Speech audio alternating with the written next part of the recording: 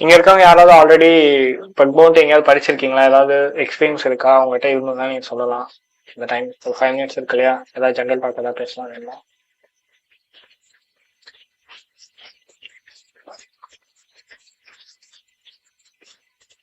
R சைபர் ரிலேட்டடா ஏதாவது personal doubts ஏதாவது இருக்கும் இல்லையா? அது இருந்தாலும் நீங்க கேட்கலாம்.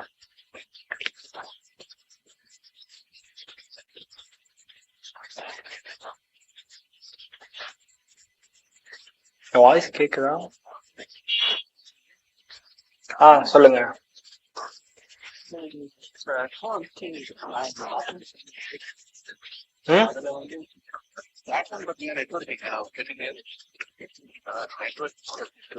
சூப்பர்.